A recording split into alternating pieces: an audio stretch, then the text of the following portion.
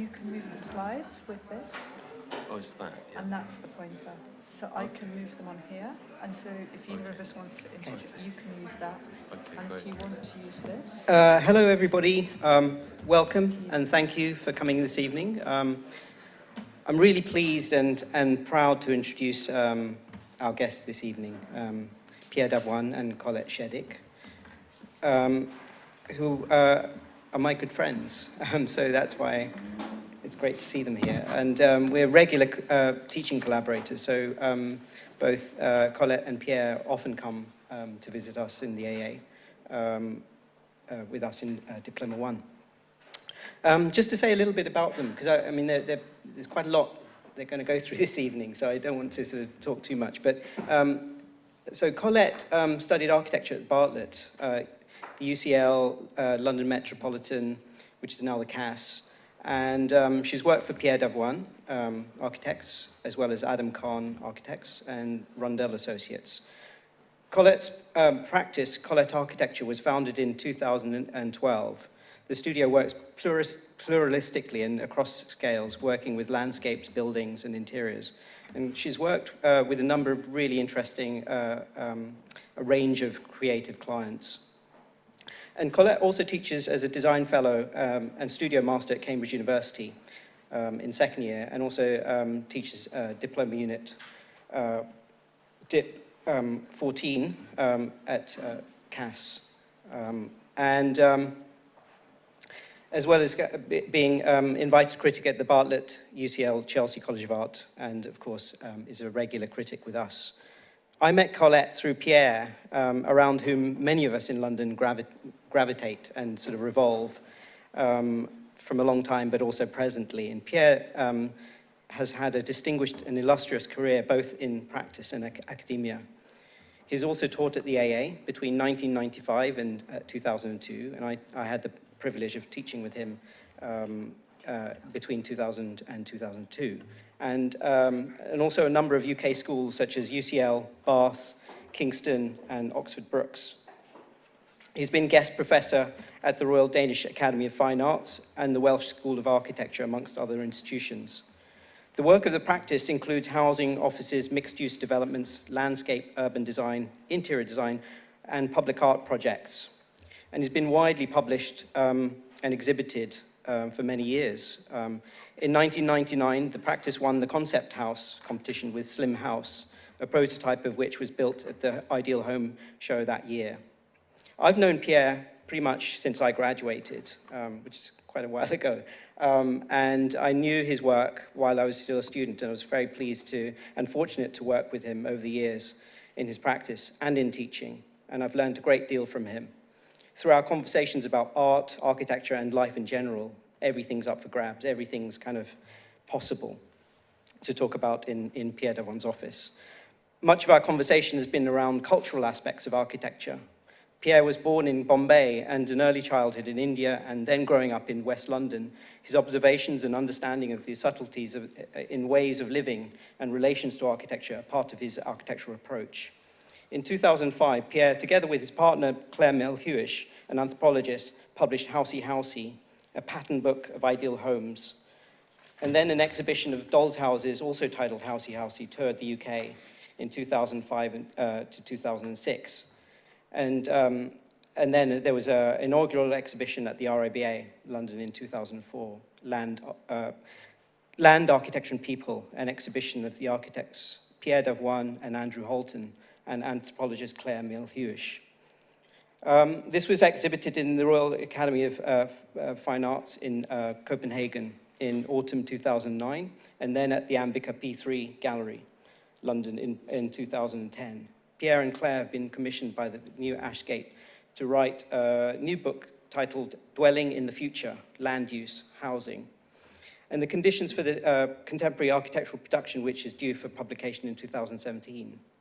The title of this lecture, Client Style, is intriguing, and Pierre and Colette have used the Bruce Goff quote to explore the relationship of architect-client in design, both through their own practices, as well as examples where the idiosyncrasies of the end user, as much as theoretical concerns, have informed the thematics of architecture. the important role of the client and also style is often forgotten, downplayed even. However, as Colette and Pierre will show, the complexities of the architect-client relationship plays an incredibly important role within design as well as shaping one's practice. I'm going to now hand over to Colette and Pierre. So I'd like to warm welcome to Pierre and Colette.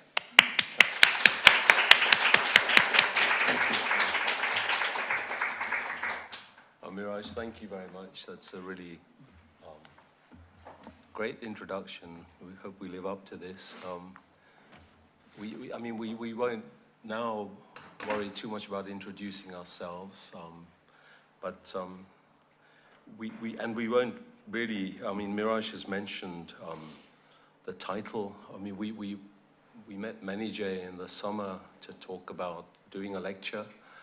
And I think in the course of that conversation, we just playfully suggested client style. And it kind of stuck. So you know, that really came about when, you know, we were asked. And I wanted to read out a little bit. I mean, Bruce Goff apparently, you know, when asked what style his houses were, replied that they were client style. And this is the Bavinger house. His response may have been a disingenuous, off-the-cuff remark, or perhaps truly accurate, in that all buildings, especially houses designed for a particular client, are a reflection of their personality, albeit melded with that of the architect.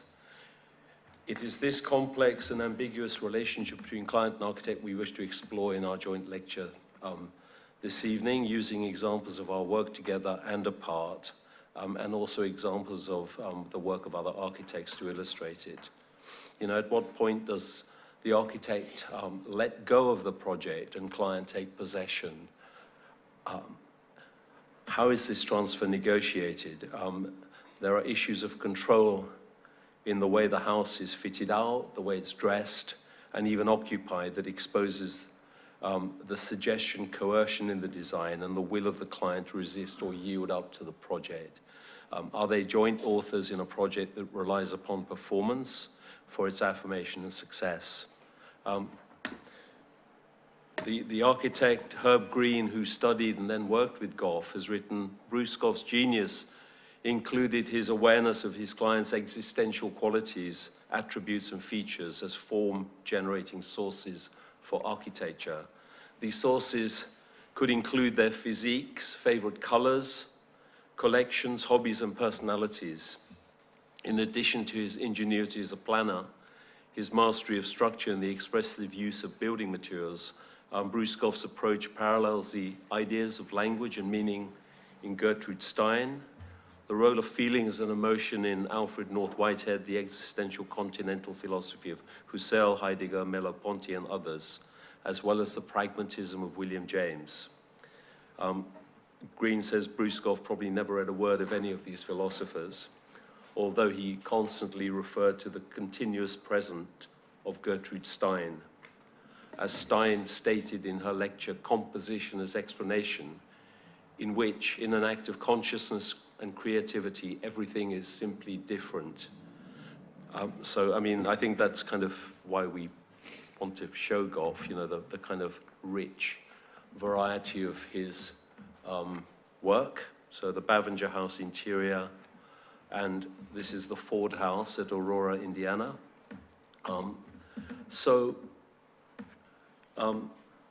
Bruce Goff did what prescient artists always do. They express the composition of their time, and they do this before other members of their society are conscious of this composition. He reflected Whitehead's theory of events, in which aspects of any event can relate to aspects of any other. I believe that Goff was clearly responding to this zeitgeist in the mid-20th century, when these philosophers were active and influenced thought and art. Whitehead emphasized feelings as the dominant response to experience and the appearance of the world. He used the term concern as the closest description of human attention and life history, including the bodily experience, as drawing on the necessary background informing and qualifying any creature's response to a perceived stimulus.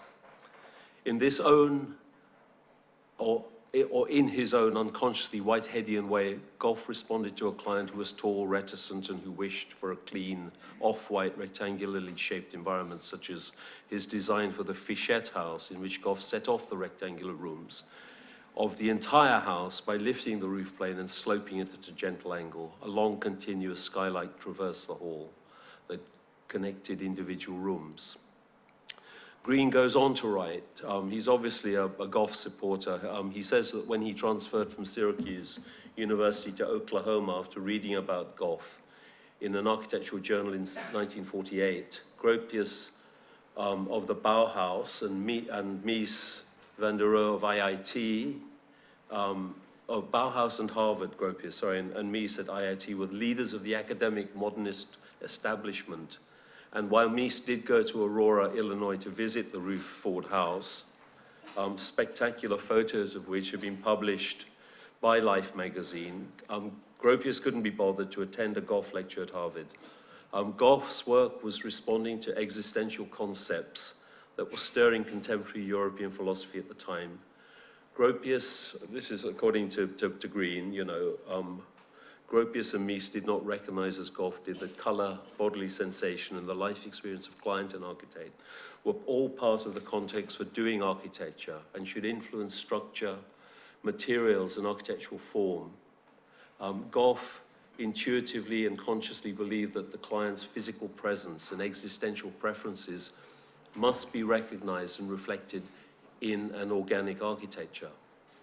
So this is an unbuilt project, the Julian Aperture. This is, I think, my favorite kind of unbuilt project, which is this kind of incredibly beautiful piece that was in the Arizona desert. So we now just want to talk a little bit about the story of our clients, Mr. and Mrs. Sam, and their visit to the Ideal Home Show in 1999. We had, in that year, had won the competition for the House of the Future with a project called the Slim House. In fact, they thought we had designed the Sky TV Dream House, which was also presented at the Ideal Home Show that year. And Mr. Goff rang, you know, completely out of the blue, and we spoke, and he was under the misapprehension that we had designed the Sky TV Dream House. I explained that we hadn't, but Mr. Sam said he liked the sound of my voice, you know, and was happy for us to design their retirement home in St. Vincent in the Grenadine, in the Caribbean, which is where they were from, and where they had purchased a plot of land, which is what you're seeing here, the image on the left in a wider context, and then the image on the right. So this was a short time before Colette actually came to work in the office, and she had first met, you know, well, and maybe what I should do now is just hand over to Colette to maybe talk a little bit more about the Sam house and what happened. So I met Mr. and Mrs. Sam when they arrived at the office without an appointment. Pierre was out at the time, and I explained this to them, but Mr. Sam said that this was okay and that they wanted to show me the photos they had bought in any case. He explained the plot that they owned and also showed me the brochure for Sky's TV Dream House. On his return to the office, I let Pierre know that Mr. and Mrs. Sam had come by, and he then narrated the story that he has just told you. He explained that Mr. Sam had liked the sound of his voice, but Pierre also enjoyed that Mr. and Mrs. Sam lived in West London, where he had grown up when he first came to the UK from Bombay. This is the view from Mr. and Mrs. Sam's plot, and these are a few of the photographs that they brought to the studio that day. So when Pierre, myself, and Greg Ross sat down to think about how we might start to design the dream house for Mr. and Mrs. Sam, Pierre immediately brought down a book called The Palaces of Goa, which showed a number of the Indo-Portuguese palaces. And we started this conversation with this idea of a very large hipped roof as a strategy for designing the house. These are a couple of the interior shots of the villa. And so on looking at these palaces, we borrowed certain characteristics. The porch and veranda extending the length of the facade, modulating the climate inside and providing long galleries. The deep roof that stretched down over the veranda, protecting from the monsoon rain. The alternating rhythm of the windows and columns supporting the roof. And the long reception dining room known as the Vasari in Hindu architecture, along with this idea of timber decorative screens and partitions dividing the space. Our proposal was for a concrete portal frame beneath which sat a plinth that was inset, with the frame following the terrain of the site.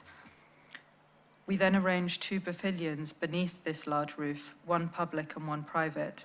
The bedrooms are housed on the east side of the house, the garage and kitchen placed to the north, with a single large open space that opened onto a terrace on the south and accessed from a north terrace. There was a stair that was placed. This was the garage area on the back of the kitchen that would allow you access to the ceiling of the large space on the west of the plan, and this room was a bit higher than the bedrooms. And so at the same time, we proposed a mesh that ran across from the concrete frame, enclosing the roof space, and thus making a TV space for Mr. Sam. And we thought this was the grandest TV space that he had probably been shown. And he seemed very happy with it and thought that he might also house his gymnasium on the roof. And so these are the elevations and the section. I revisited this project earlier this year and was looking for the images in the old archive, and there was a bit of a lack of finding some of them. And so I started to look for images that might represent this roof space. And this led me to start to look at the work of Kazuo Shinohara, and this is an image of one of his roof spaces. And so on looking further, I came across the house in Ashitaka, completely by coincidence, but suddenly very reminiscent of the spaces we were making in the Sam house. And in Shinohara's text, he writes, "The living room occupies some 40% of the house at full height, and beyond it are 2 bedrooms upstairs and 2 down. This great room, as Charles Moore and later estate brokers would have referred to it, is majestic and performs the function of a sort of sundial, at least metaphorically. The interior space is free of any pillars or load-bearing walls. Bedrooms and other such ancillary spaces are the product of a secondary inserted 2-story timber frame structure. In the photographs, I included only a few emblematic pieces of furniture to suggest the functional freedom of this interior space." And these are the plans. I became interested in Shinohara and this space beneath the big roof and started to look further into his work. And this is the house in white from 1964 to 66 in a suburb of Tokyo, and the space in its roof. And the client, when they came to Shinohara, they asked for a brief that was for a 5-person family residence, and beyond that said that Shinohara should develop the designs as he wished.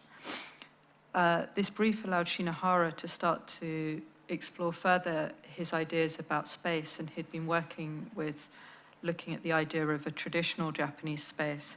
And for him, this was the project where he started to shift into what he later would call his second style, or more abstract space.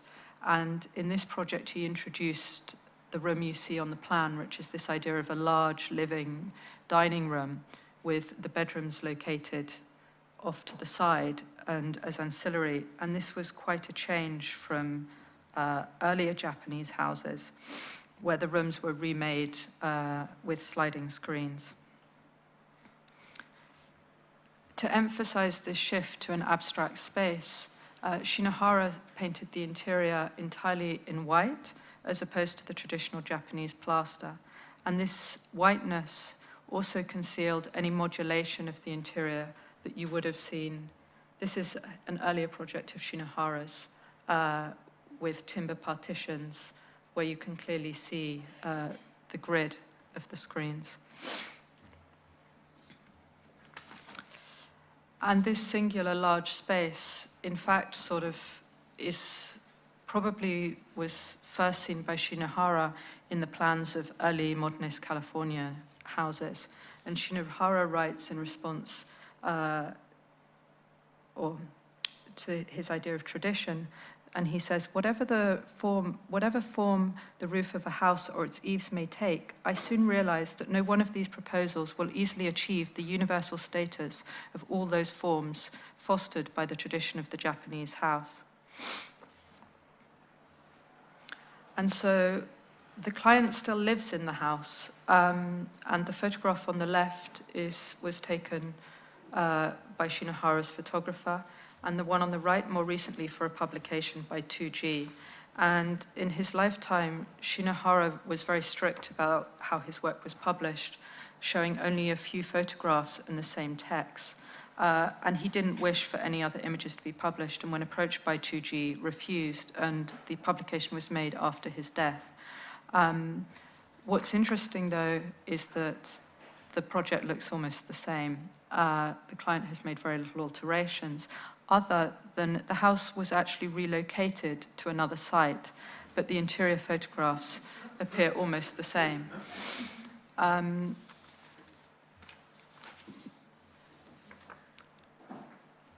so for Shinohara, we're interested in this idea of how he broke from tradition and the role of the client in giving him the freedom to do that, but also the willingness of the client to make use of the space. This is a later project by Shinohara, again the photograph on the left from when it was first published, and a more recent photograph. And in this project, Shinohara dispensed altogether with any internal walls, with making one single space that was articulated only by the change in level. He then called the house C Stairway. It was for an artist, and you can see his studio. I'd now like to hand back to Pierre. Let me just go back one. Yeah, so I mean, I think we want to just keep the conversation going about, conscious or subconscious slippages in meaning and in communication between ourselves and our clients. And to quote Shinohara again, the house at Higashi Tamagawa was based on an idea of a passageway without people, though I have made provision for the sudden appearance of human beings.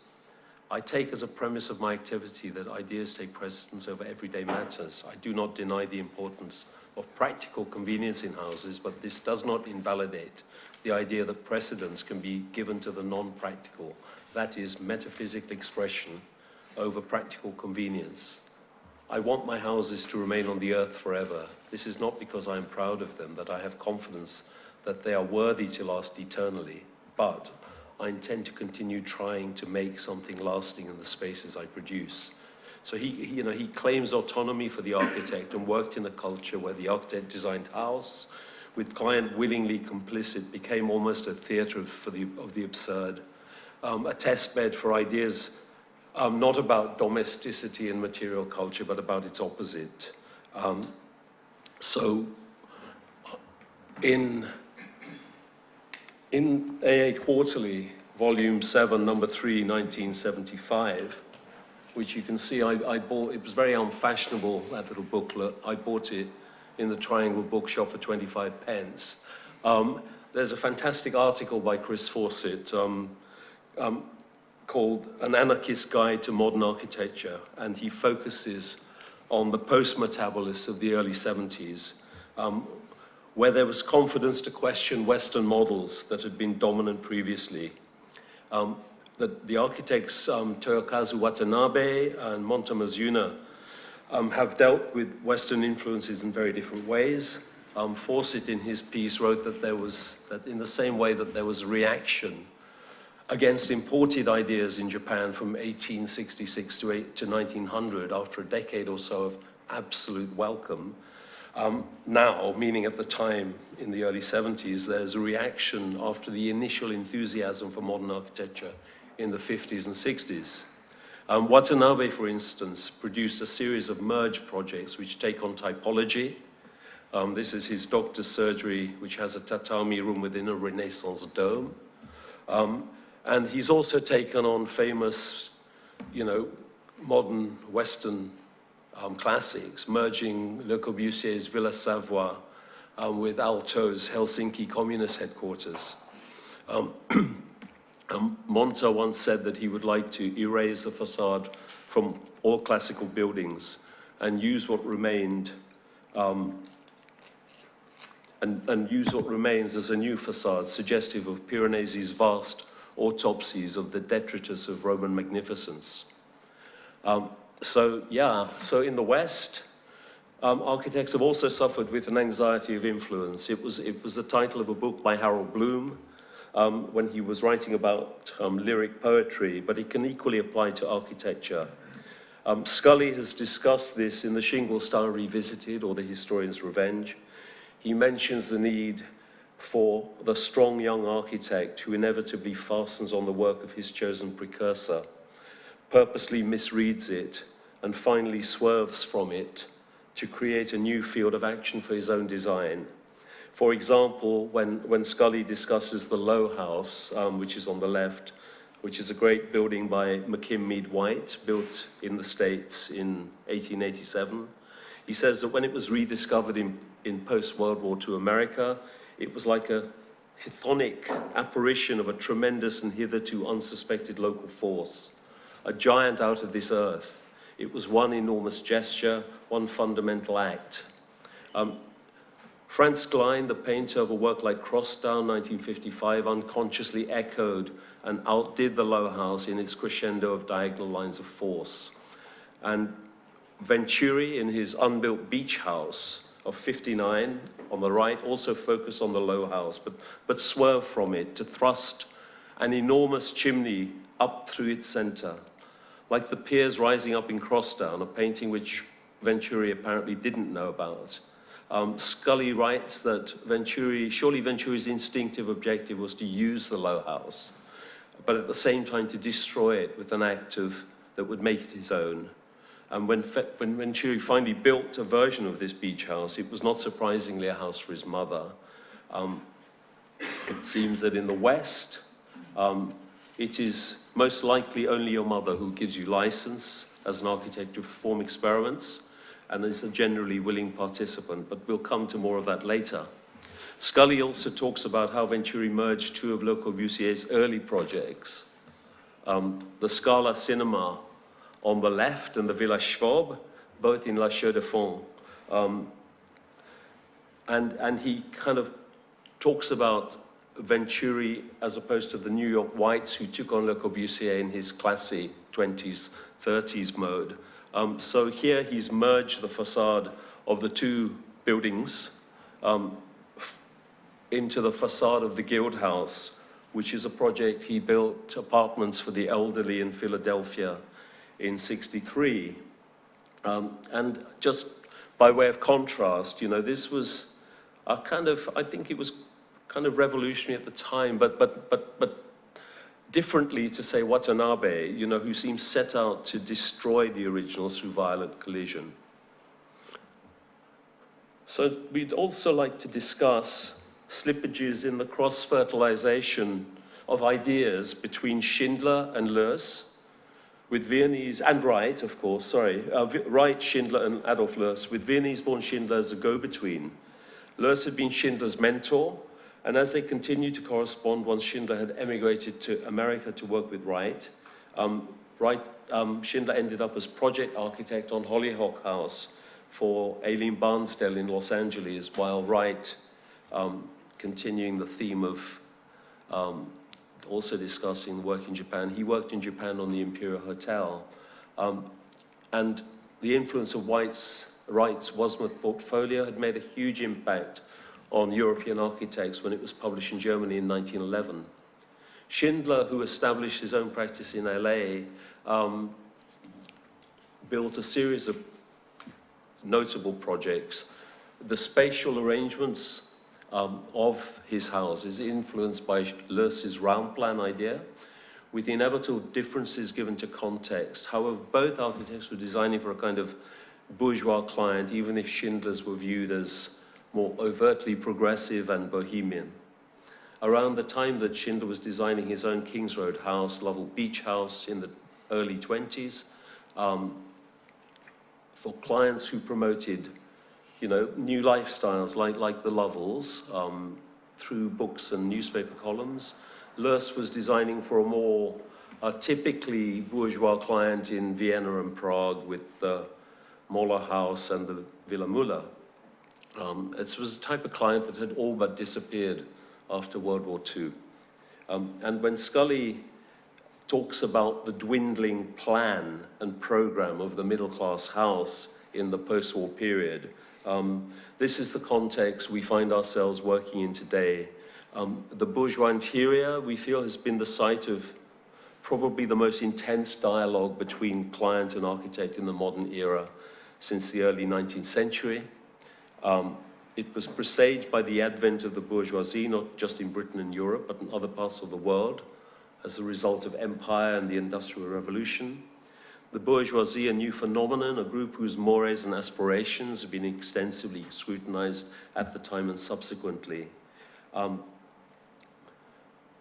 gave a talk about this back in Copenhagen, this kind of focus on bourgeois comfort, its impact on the domestic interior.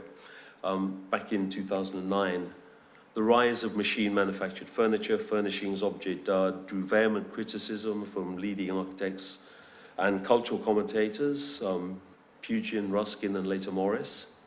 The revulsion of the perceived excess and lack of quality has been cited as one reason why architectural modernism came into being. The modern movement via the arts and crafts, with its emphasis on the authentic, both materially and experientially. I talked about the ambiguities of response to the bourgeois interior even at the time, and the celebratory way that Schwitters explored these ambiguities in his Merzbau, constructed within the interior of his middle-class parents' flat in Hanover. Colette. I guess to continue this idea of where things come from and who has worked for whom, when I worked for Pierre, this was sort of only my second job after part one. And in his office, I worked on a number of house plans, often talking about the client's daily use of the space and drawing different arrangements of pivot and sliding doors, and talking about the plan and section, how the plan and section might invite opportunities for slippage in the way one moves around the space and the way in which conventional life is played out.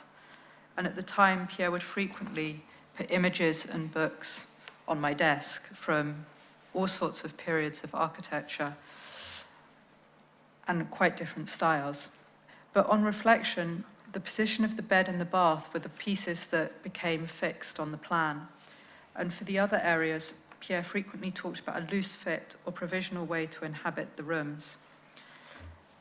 And so the interiors we were working on were considered robust enough to take these different kinds of use. And I'd like to suggest that neither of us are interested in a preciousness, but in a space that requires some effort or willingness on behalf of the client.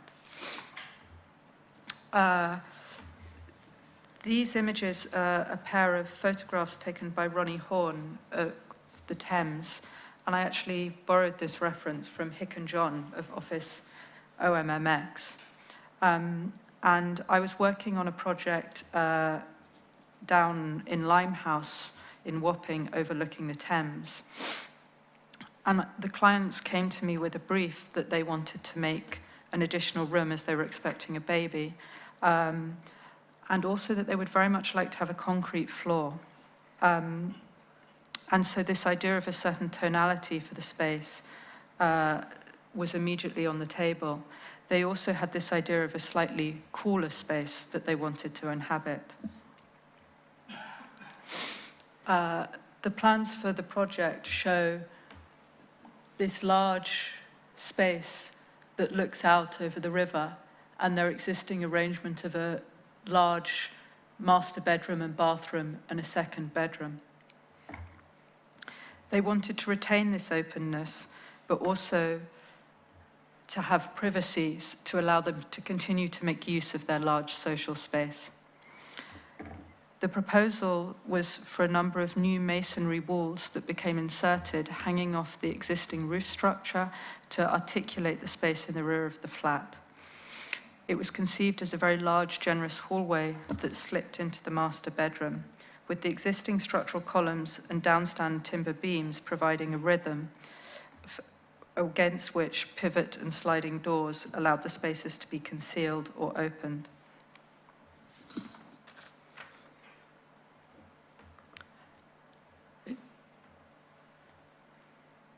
And so these are a few images of the space. And referring back to Shinohara's idea of the whiteness, the existing brickwork had been sort of very badly sandblasted back, probably in the late 70s, and the new brickwork was a different tone, and so the colour white was used to bring the entire space together. I would also like to briefly talk about a project, the White House, that I became aware of while I was working for Pierre, as I also assembled a lot of material for the book Housey Housey. This is also where I first met Mirage, and this is a drawing that Mirage made of the White House himself by hand, so this is a scan of the original. Another drawing by Mirage. And in this project... That's me. Sorry. One of my very few drawings. And so this is the existing arrangement of the house. And Pierre's main move, if I get it correct, was that he took away that door and inserted a piece of glass, forcing somebody arriving at the house to come round and enter through here, adding a generosity to the hallway and also creating a slippage so that the life of the visitor was sent straight into the kitchen and focusing around this new large family space. And so this is an image looking through that glass. There's another image that I haven't been able to find that shows two chairs placed back to back against the glass wall. And so these are images looking back through the spaces. So this is Hardwick Hall, and just to really talk about the architect-client relation here, you know, Dean Hawkes has shown the way Bess of Hardwick's private living quarters on the first floor of Hardwick Hall were interstitial to the ceremonial spaces, which on the plan it's got an early cross hall, but there's very little symmetry within the plan after the general symmetry of the elevations, and the interior is quite irregular, but it's predicated on this incredibly beautiful staircase. It's probably, for me, the most beautiful staircase in English architecture. But what occurs is that Bess of Hardwick's private apartments were sort of incidental to this giant kind of great sweep of ceremonial space rising from entrance hall at ground floor to the great high chamber and long gallery at second floor. This was where Bess asserted even more control over the organization of the interior and family members who all, you know, I think her granddaughter slept in eye view, and she didn't really let her out of her sight even when they were asleep. But we don't know the exact contribution of the protagonist. I mean, Smithson isn't even called an architect at the time. Bess, the client and patron, are renowned to be ruthless and controlling, and Smithson, the surveyor architect. Marc Girard writes that the result is something that in a wonderful way gets the best of both worlds, so that it can with perfect truth be called a house of great and romantic beauty, or a ruthless, admirable, and uncompromising design. And so you can see who was uncompromising in terms of, who was actually in control of this project. This is a portrait, a famous portrait of Bess, Countess of Shrewsbury, but there's no portrait of Smithson existing. He wasn't worthy of having his portrait painted. And again, this is a story I think Tony Swanell, who's here, told me first. This is about the Casa Malaparte in Capri, built during World War II. Now widely accepted that the final design was evolved by the client Curzio Malaparte, but that Adalberto Libera was the architect who obtained planning permission for the house. That was a simple rectilinear block that you see on the left. What was built included the great tapering staircase leading to the flat roof, which appears to have been inspired by the church of the Annunziata at Lipari, which was known to Malaparte. And here is a photograph of Malaparte and the church's staircase behind. So it seems that Libera did not claim authorship of the building. Malaparte too is poetically ambiguous in his response when asked whether the house was already built when he bought it or whether he built it himself. He has written that, I replied, and it was not true, that I had bought the house as it stood, and pointing with a sweeping gesture to the sheer cliff of Matromania, the three gigantic rocks of the Faraglioni, the Sorrento Peninsula, the island of the Sirens, the distant blue of the Amalfi coast, and the remote golden glimmer of the Paestum shores, I said, I designed the scenery. So a very beautiful kind of scratched photograph where, again, authorship it's definitely not Libera, but even Malaparte didn't claim authorship. This could have been friends playing with photographs of the site for him, and as they talked about the kind of form of the house on this outcrop. So, leave it there. So I just, again, name-checking you now, Fred. Fred Scott, in discussing a theory about interior design in his book on altering architecture, has talked about the host building, with which the interior sometimes has a symbiotic relationship, or which is sometimes treated as a completely separate conversation. And this is the idea behind shell and core commercial buildings, where the architect's responsibility is limited to the facade and common parts. In the commercial world, the role of the architect as de facto brand consultant becomes significant, a purveyor of style to fit the client or to reflect the image the client has of itself. And the two great, for me, or for us, branding moments is Mises Seagram Tower on the left and the Pirelli Tower on the right by Gioponti. When we ask ourselves what is style, it's something fashionable to be worn and discarded like a dress. When applied to architecture, maybe it represents an era, epitomizes a zeitgeist.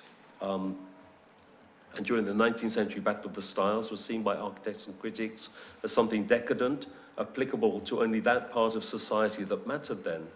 The idea of society encompassing the greater whole took root in this period and led to a time when modernism, according to Kopp, was a cause and was not a style. Pressed by the tragic events that shaped the first half of the 20th century, architects of the interwar period had reached such a dramatic consciousness. Today, only if it is wholly intended to establish the possible outlines for a world after the present one, can the salvation of the modern acquire significance as a tradition and as a vision. Will we be able to perform this task in front of the present environmental crisis? So in the period after 1945, modernism has been unburdened of its social ideals as the forces of global corporatism and cultural capitalism flattened spaces of production and commodified architecture.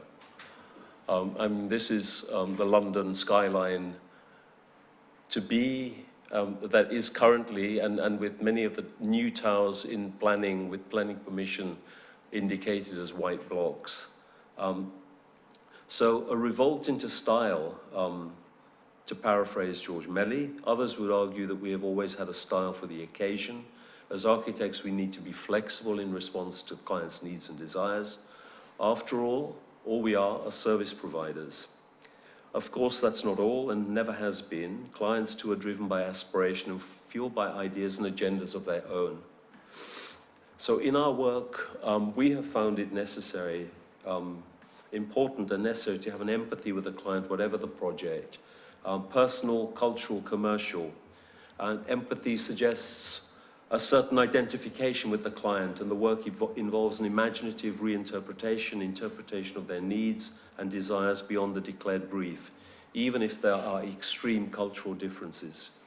So when we worked in Japan in the 80s and 90s, we worked for fashion designers such as Michiko Koshino. This is a shop we made for her in Dering Street in Mayfair in 1983. And then we designed a series of shops for her predicated on a kind of mobile kit of parts capable of responding to the client's work as it changed seasonally or even every day. So this is a kind of framework which then responds to some of the way Michiko designed garments. You know, one of her kind of trademark garments was an inflatable dress. So the pieces, the shop itself, it was a kind of critique of the ephemerality and fast-trackedness of retail. But we had a very close relationship, and together I thought we produced some interesting collaborative work. However, our relationship changed when, like many fashion designers in the 1980s, Michiko was taken over by a corporate backer and promoted as a brand. We also worked in Japan for Parco Company Limited, who chose to work at the time with fashionable foreign architects and had previously commissioned Nigel Coates to design Café Bongo. So Japan, at the time, come back to that, was at a peak of self-confidence before its economic collapse in 1994. For Parco, I mean, we designed a variety of projects, from a series of sconces for an existing department store to the design of the new public realm at Sudanuma, a suburb of Tokyo. We also designed a shopping and entertainment building at Otsu, at Lake Biwa, near Kyoto.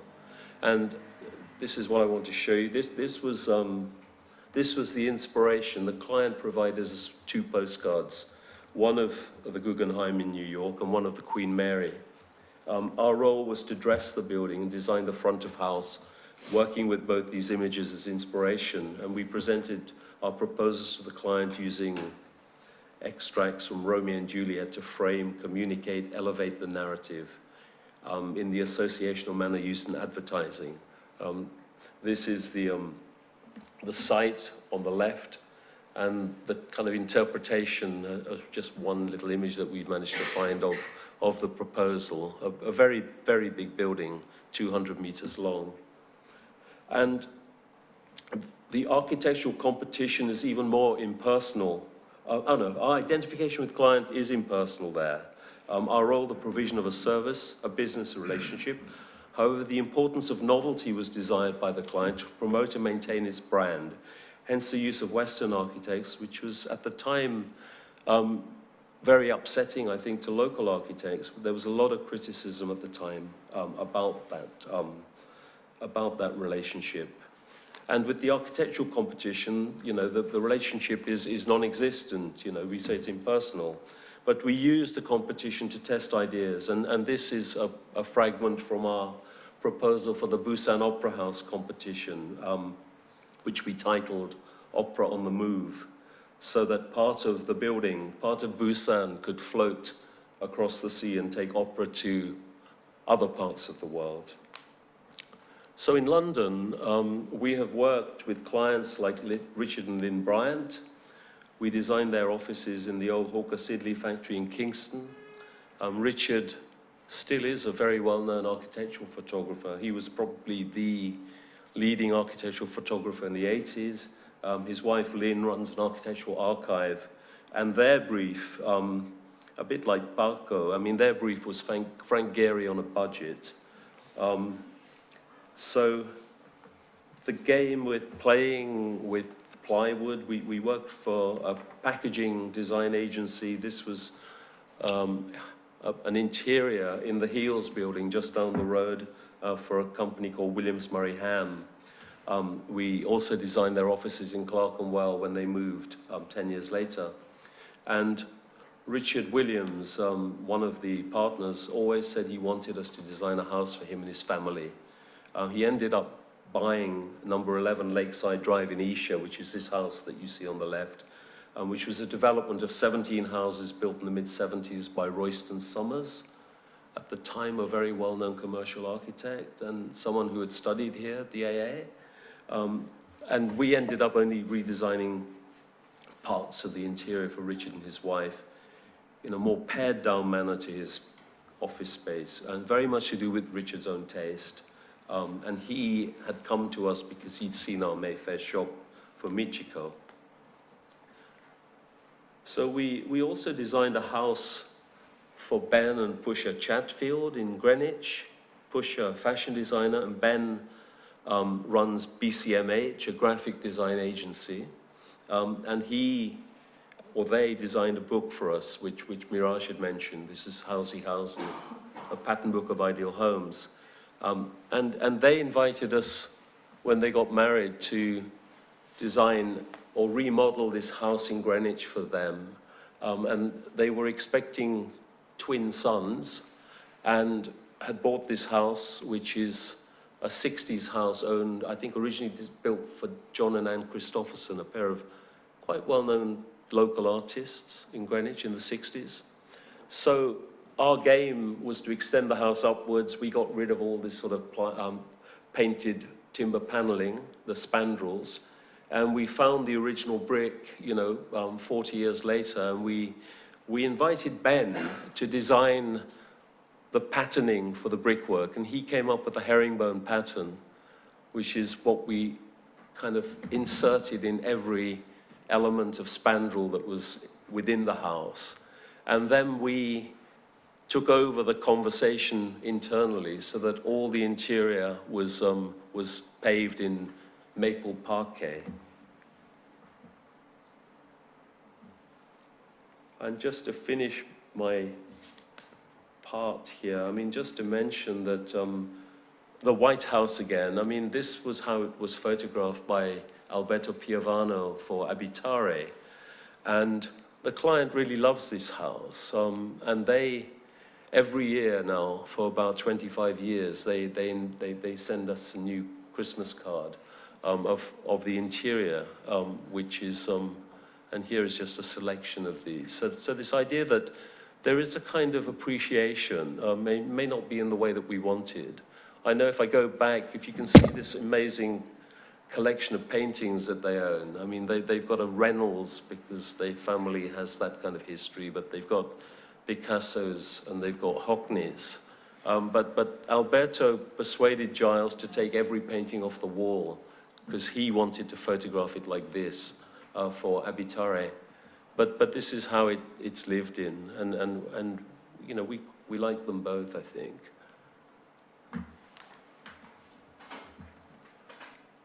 Should we come back to this, Pierre? Oh yeah, come back. Should I do this? Yeah. We will return to some of these. To continue with this idea of photography and how the work is represented. Sorry, shall I carry on and then you finish? Sorry, we've messed up. I think I've got to, I don't know, well, maybe. I've got to carry on. Okay. I just thought I was rattling on a bit. This is hopefully a not too long-winded piece.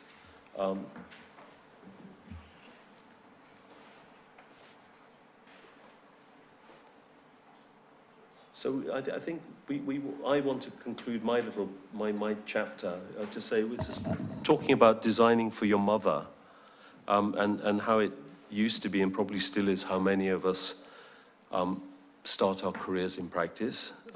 Venturi was able to realize a version of his beach house, as I mentioned earlier, when he designed a house for his mother, Vanna Venturi, between 1959 and 1964.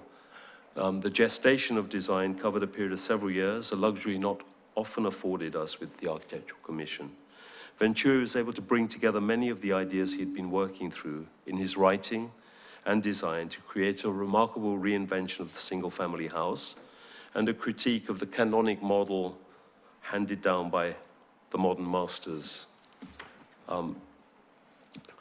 I just again want to quote Scully in discussing the house and comparing it to the Villa Stein by Le Corbusier. He writes, Venturi's facade is not transparent like Le Corbusier's, but it goes further than his in focusing upon the most pervasive Neoplatonic image of all, which is that of the human figure placed in the center of the circle and the square.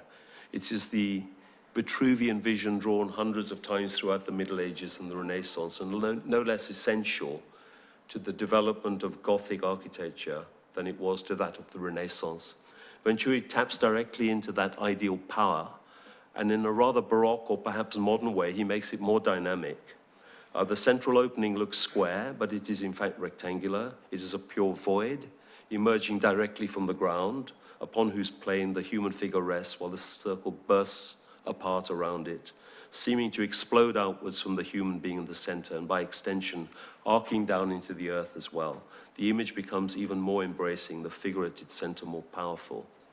And here Venturi works his great switch. All previous embodiments of human centrality in this diagram had been of the heroic male figure, an athletic, aggressive being who fits into, but basically dominates the shapes of the world.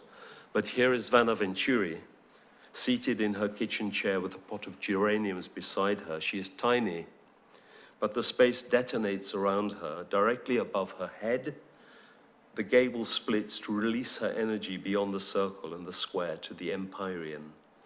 Here, the rich balance of opposites or complementaries, which was to shape all of Venturi's later work, achieved its first and still its most compelling image.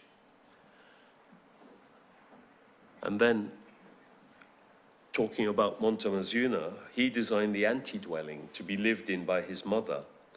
However, he writes, this is, it's not in Tokyo, this is in Hokkaido, I think, the ante-dwelling, again, built in the early 70s. However, he writes about the ante-dwelling being released from every conventional concept of architecture. The architect's ideas construct a spoken architecture. In the process of designing a building or a house, there is always a conflict between the two attitudes, that of the designer and that of the user. And for Monta, it's impossible to arrive at a mixed consciousness. The motif of three identical shapes in the ante-dwelling is designed according to the attitude of the designer only. The design does not ignore the consciousness of the user. So the house is an experiment not in domesticity, but a critique of more conventional housing solutions. Hence the incarceration of his mother, her existence, her social and family role, her maternal makeup, everything about her is on trial here in a theater of cruelty. Kafka, in his short story, The Penal Colony, describes the inventor of an instrument of torture who had to demonstrate its efficiency on his own body. Instead, Monta has decided to place his mother there.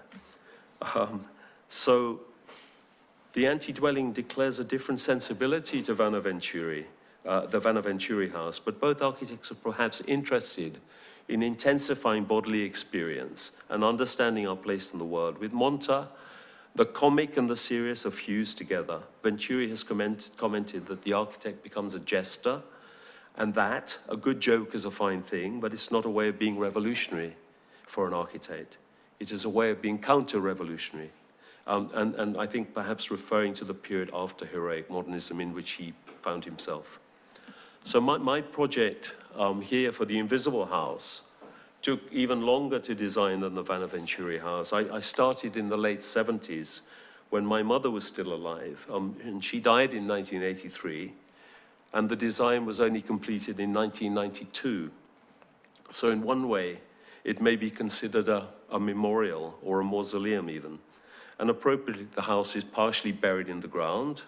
It's a suburban back garden, which my mother bought when we emigrated from India. It was her ideal house, newish, suburban, with a large garden.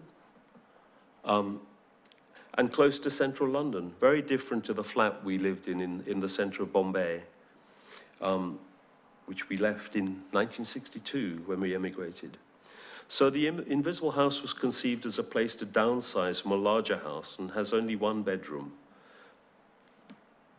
which is the room on the right when the model is revealed, the interior. The living accommodation is arranged on 3 sides of a sunken courtyard and access via the flat roof through an opening in the surrounding garden fence. The house is polemical in responding to the changing demographic of London and the pressure of to develop suburbia by proposing a way to increase density without loss of garden space or assertive new building. So this is fancifully a before and after image of the elevation to the Invisible House. And this is the idea of the house going viral in West London. So the Invisible House became a design for myself after my mother's death. In the end, I never built it myself, sold the plot with planning permission. It was built out very differently to my design. I like to imagine that the house may still exist behind the garden fence as I designed it, and that my mother could still be living there. It was never put to the test. It's not clear exactly what the relationship was between Venturi and his mother and between Monta and his mother, except that their mothers must have been extremely supportive and trusting of their sons. In many ways, the perfect client, but also perhaps the most demanding.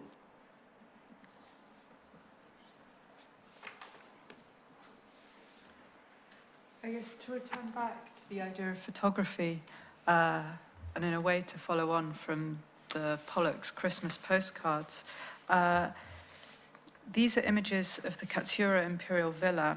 They are taken from a series that was shot in 1953 by Yasuhiro Ishimoto as a commission for New York's Museum of Modern Art. And this was eventually published as a book, Katsura, Tradition and Creation in Japanese Architecture in 1906, with text by Walter Gropius and Kenzo Tange. And Gropius writes, "The traditional house is so strikingly modern because it contains perfect solutions, already centuries old, for problems which the contemporary Western architect is still wrestling with today. Complete flexibility of movable exterior and interior walls, changeability and multi-use of spaces, modular coordination of all the building parts, and prefabrication." And the flatness of these images is reminiscent of Mondrian's abstract compositions of the similar period. And I'd like to suggest that this representation of the imperial villa is in a way very different to the Japanese concept of space as temporal and unfolding through its use.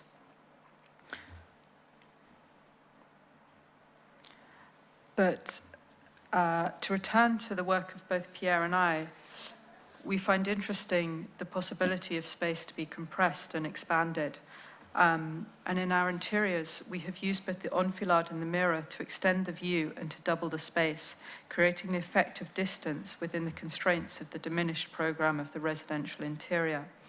And in a way, for both of us, we're interested in the possibility of this grandness. These are again images of the Chatfield house that Pierre showed earlier.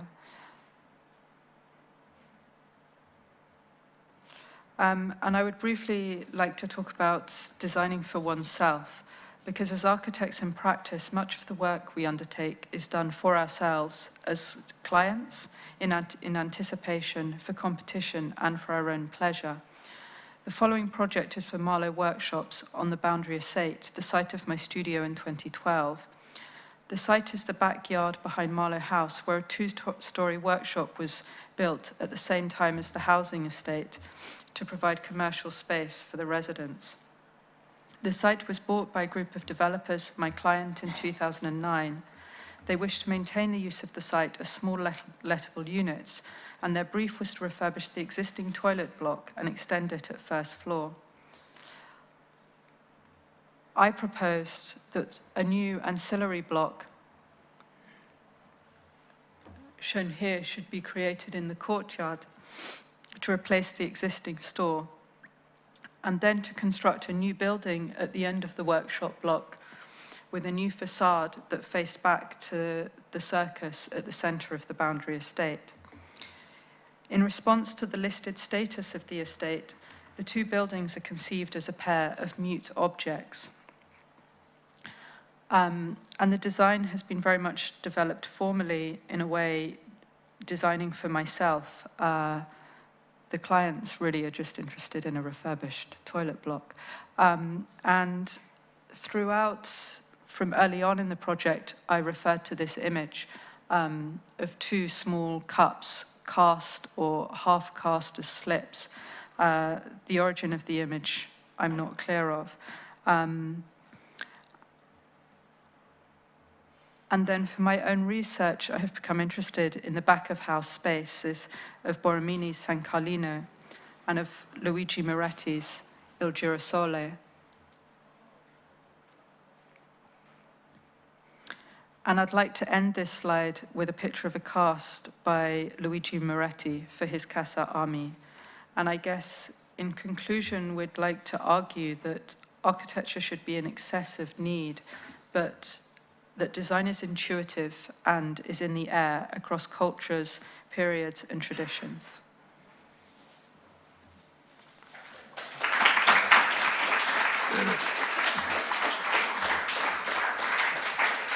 Thank you. Thank you, Pierre and Colette. That was fantastic. Beautiful work. We've got time for some questions, so we're going to open up the floor.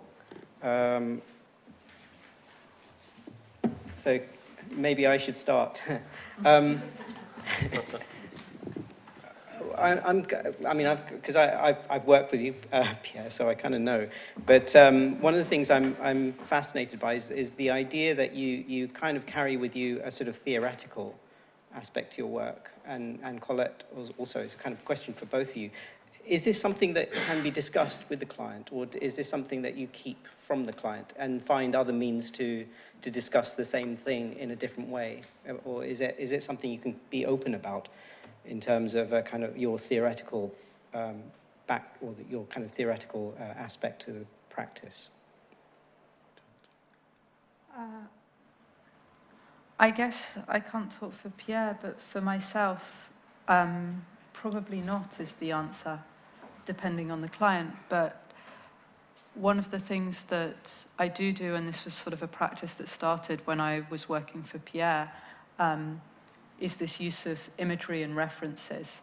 And I spent quite a lot of time putting together a whole variety of slides dug from Pierre's archives, his quite infinite library of remainders, and digging through old material. And in a way, part of the way that we put together this lecture was similarly rifling through all sorts of things. And I think then I myself sort of edit that material, and then these images are used to sort of convey a story to the client, but not necessarily references to where they've come from or why. And for me, I think it's different now than it used to be. I mean, before, clients used to be introduced to you and didn't know who the hell you were. And more, I suppose, clients, I think because we all have websites, they probably know more about us than we know ourselves, you know. There's a huge, and some clients are incredibly interested and incredibly knowledgeable, so the dialogue can be quite high level, I'd say, you know, but it's I think we still like to deal with it in a kind of, it's image-led with the client. You don't necessarily show them your own work. Sometimes you show them examples of work that you like, you know, and it's not false modesty. I think there are things that make connections for them that, you know about. Yeah.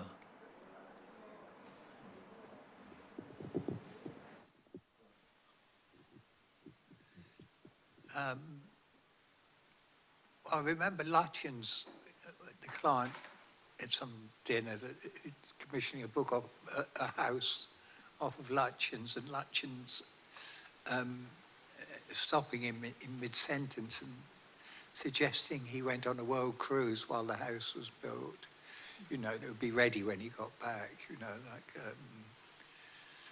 which is how they used to say piss off in the Edwardian times, you know.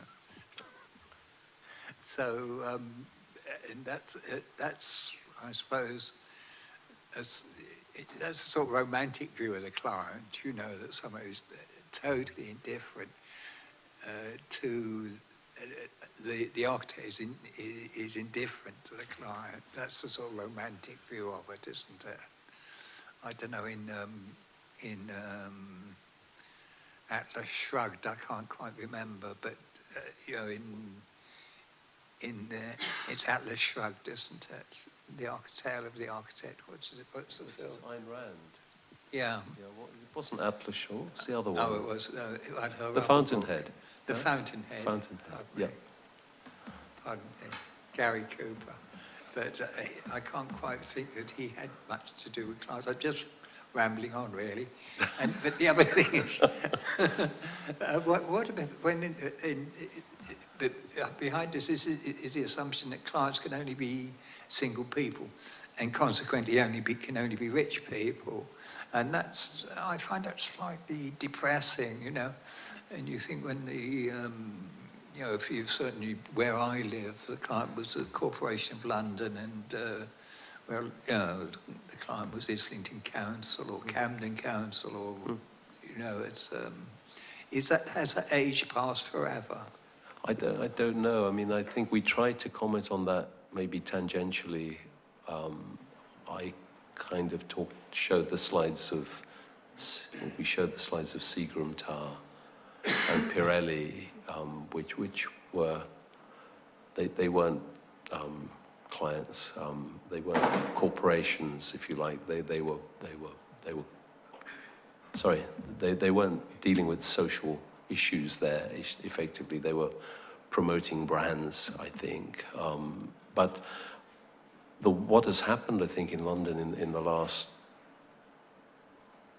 30 or 40 years, it's probably going on since the 60s, I think the Corporation of London doesn't have that kind of authority any longer.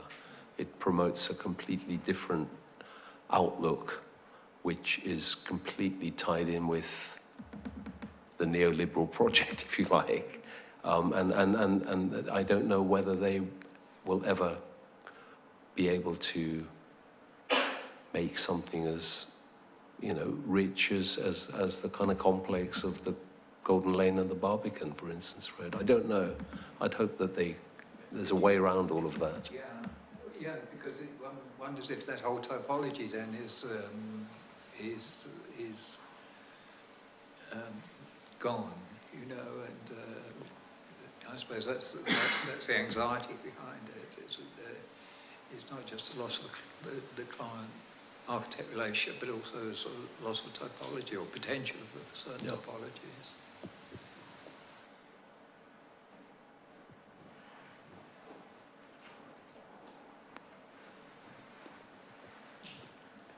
Richard Wolfe, thanks Pierre, that was absolutely brilliant, and I just wanted to say that the project you did in During Street was very influential to me as a practitioner. And the Invisible House, although it wasn't built, I also stood by that fence and I could see it, so it doesn't matter it wasn't built. I believe it was in W3, wasn't it? In Acton. Yeah, because I was living near the Goldsmith estate at the time. Yeah. So my question is this. Okay, service provision, service providers, the client, okay? And you're a great teacher.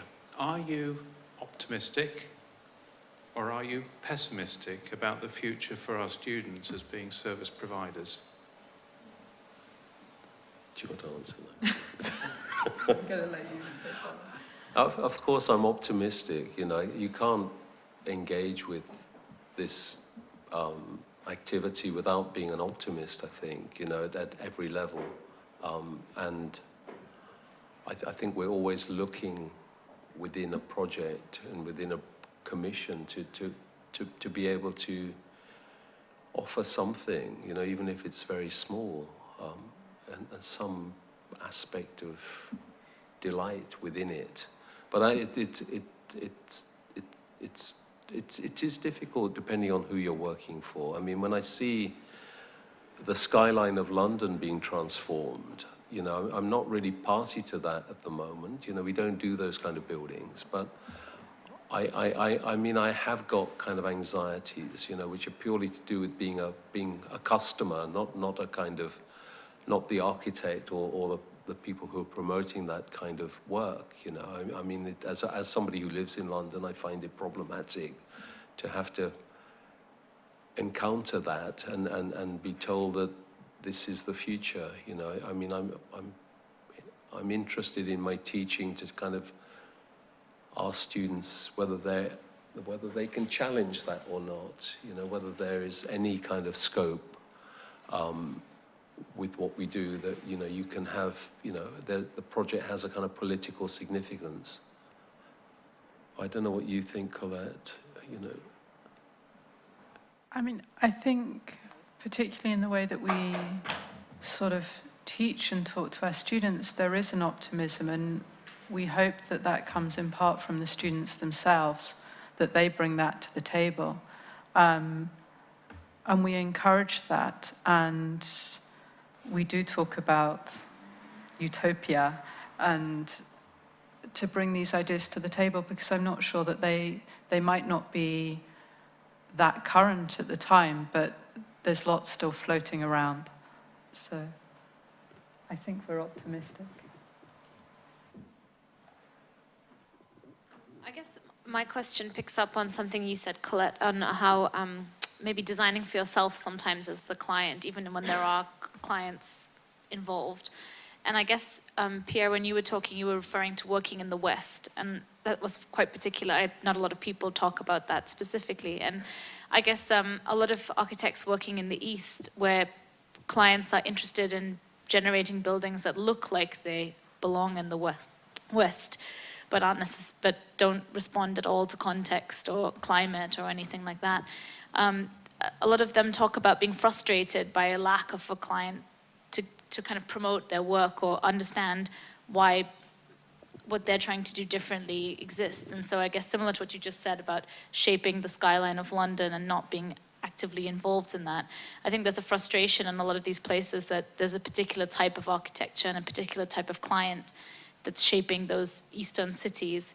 And so I was just curious about what both of you thought about what architects should do in that scenario, how to maybe generate projects without a client for them yet, or how to generate a type of client that could respond well to that, or how to change maybe the direction the skyline is heading in.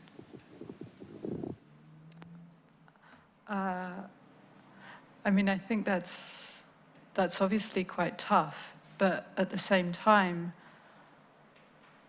you know, I mentioned at the end this idea of an architecture in excess of need. And I think there are lots of architects who are looking to work, you know, in the East, in the West. And maybe in response to the earlier question, there's not an assumption that our students will practice in the UK, you know, or that the UK will be the place where they'll make their careers, whether they're born here or they've come here to study.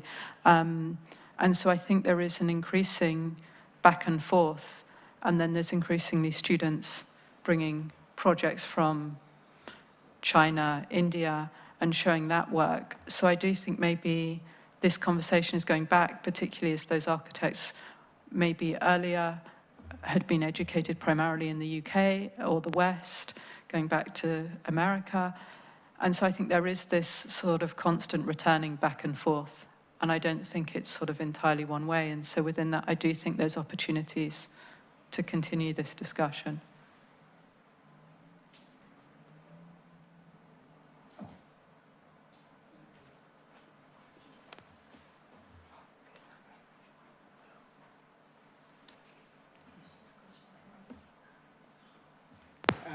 Well, I think it's probably time to end. It's a lovely lecture. Probably we could go on, but I think we've got to go to dinner. All of us? But no, thank you very much. I mean, I think it's. I feel like we can sort of actually maybe continue just afterwards, right now, if that's okay. Sure. Yeah. Thank you very much. Thank you. Yeah, thank you for Thanks having coming. us.